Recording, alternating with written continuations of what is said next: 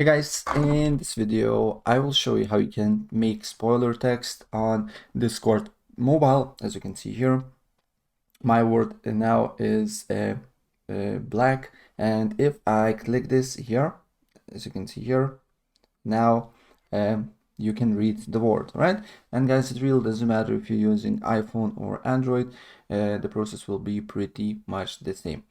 And it works not only on your channel but on other channels as well, right?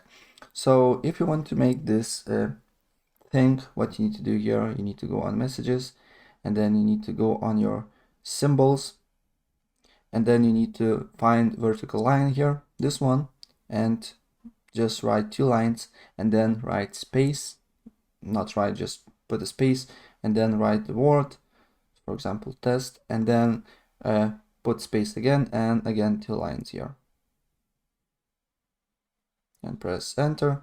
And now, as you can see here, you just made a spoiler text on mobile. Right guys, so that's pretty much it what I wanted to show you, and if I help you out, please press like button and subscribe for more. Take care, bye.